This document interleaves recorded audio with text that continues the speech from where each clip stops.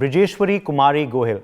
She's on a mission to further India's local culture and heritage to keep our rich legacy alive. Listen in. A promoter of local culture and heritage.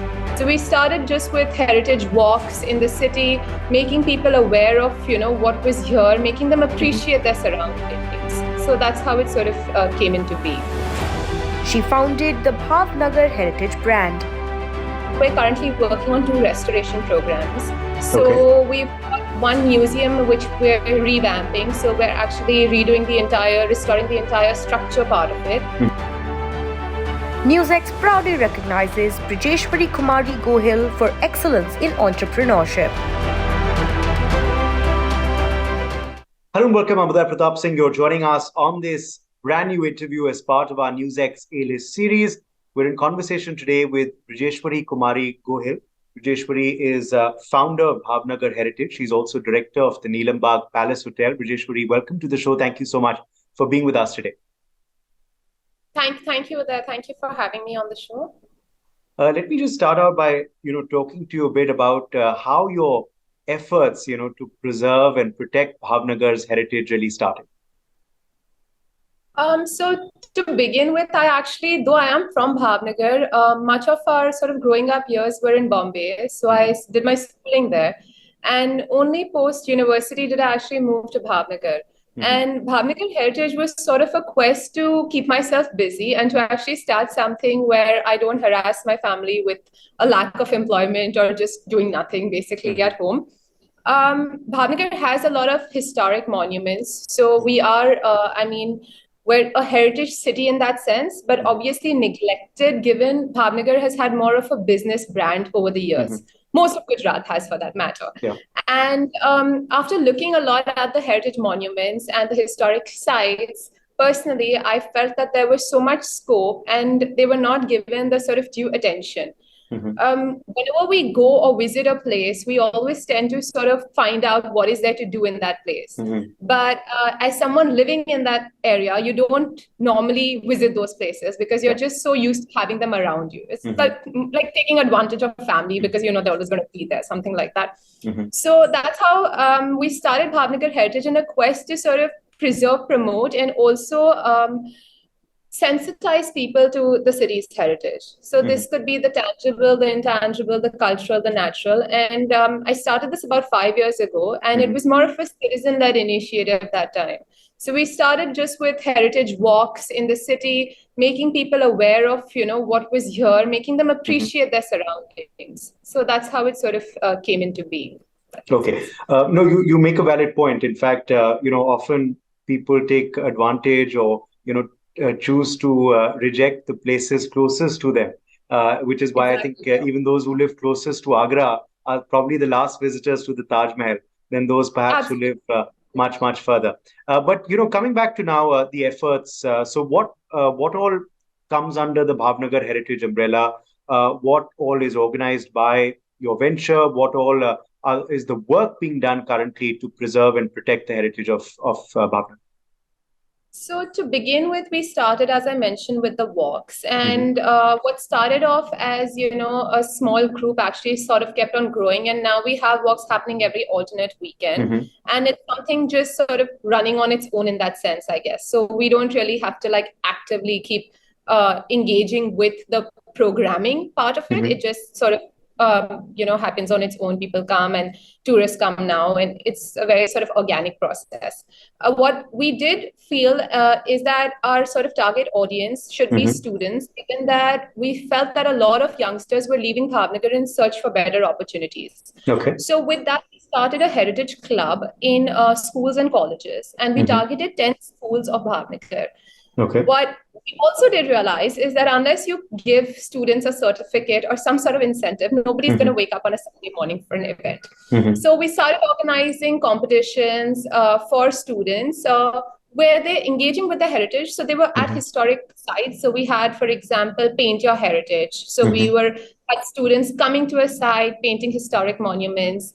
And it was a very sort of engaging process. And it was obviously an inter-school competition. So it's mainly been events and programs like this. We obviously celebrated World Heritage Day through different programs like this, through different events.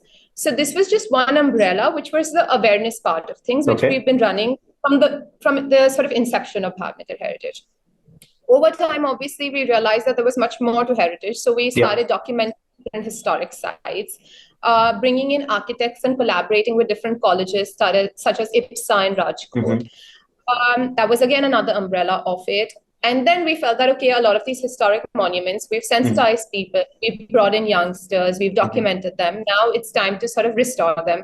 And that's how now we're currently working on 2 restoration programs. So we've got one museum which we're revamping. So we're actually restoring the entire structure part of it, as well as redesigning a museum which has cabinets which haven't been opened since independence.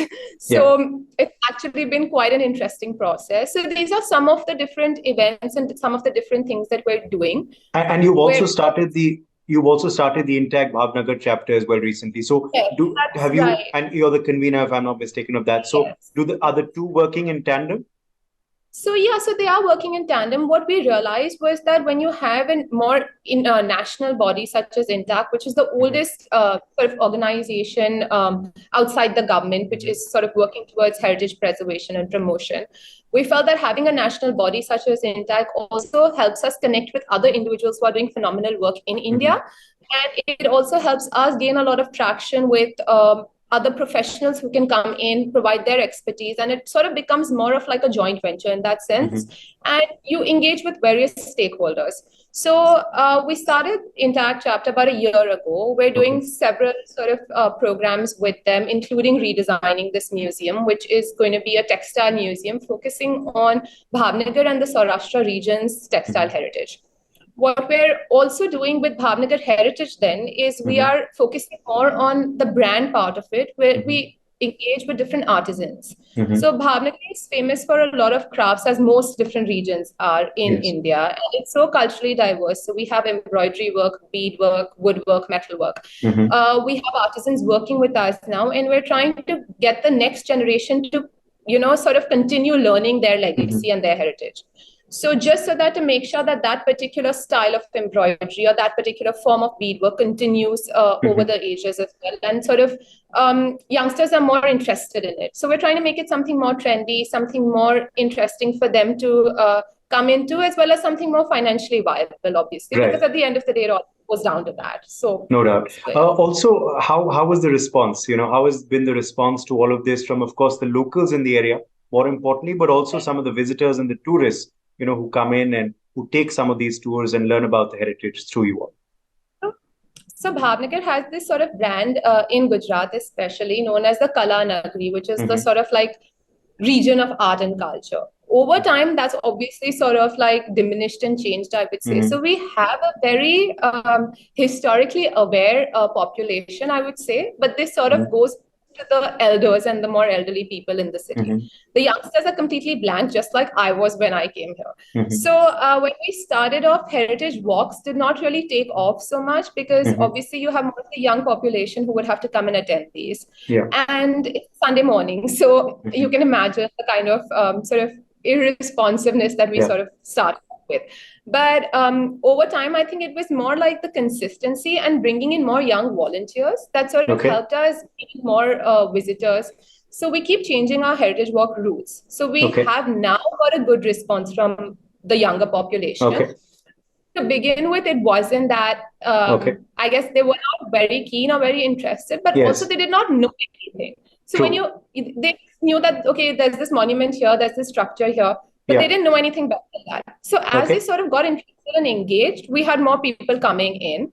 Where tourists are concerned, it was actually a really good response because most tourists who come to Bhavnagar don't have, there is no set itinerary or set roadmap.